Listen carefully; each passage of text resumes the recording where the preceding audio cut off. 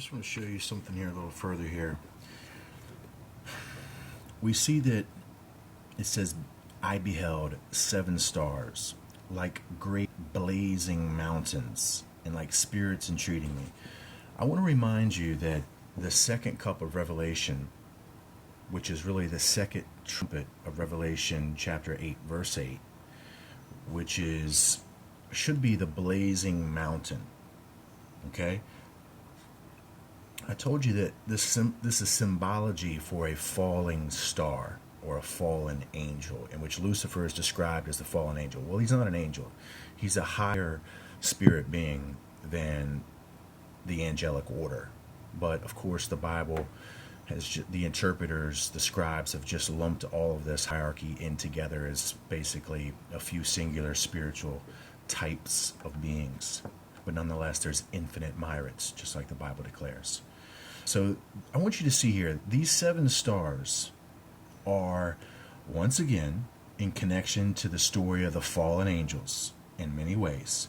And then we see that they are being bound for a crime, okay, for committing and bringing something early, for transgressing the commandment of God. As I said, that they're supposed to give us these arts, but they were supposed to give us something before this material art, and that was the spiritual discernment, the spiritual wisdom to use these material arts in the correct fashion.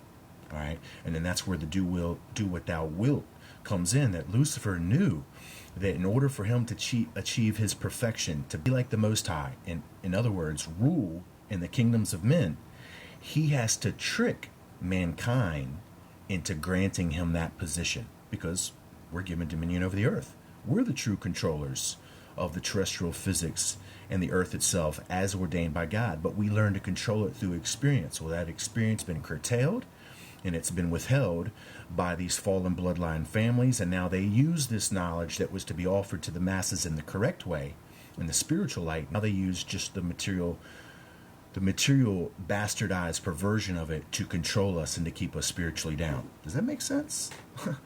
Can you see the connections there? So the 7 stars here, I want you to see, are directly related to these fallen angels, all right, which are really not the fallen angels. We're going to find out that related in association better correctly to the fallen sons of God. And here's going to be our proof. Because as we see, these same angels were bound in that scripture in Enoch, and now we see it's the very same binding in chapter 38 in association with, guess what? The Pleiades. Now the Pleiades is what? The Pleiades is represented by 7 stars. Let's look at it right here. Or the 7 stars. Okay, and then these are some other places in the Bible where you can find it. Check it out. It tells a deeper story. But B for the Pleiades is going to equal the 7 stars.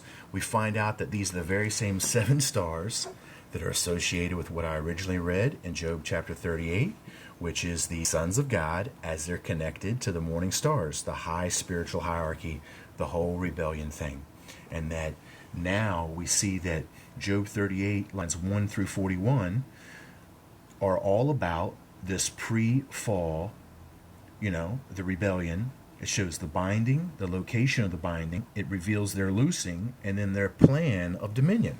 And that's exactly what we see at line 33, which is the 33rd degree in Freemasonry, which is representing the year in which they brought Jesus Christ to his death. Okay? That's what the 33 is all about. Them gaining their dominion, shutting out your connection to understanding your true power through that of Jesus Christ, and them maintaining dominion over this world through the trickery, through the deception. So it says, now, knowest thou the ordinances of heaven?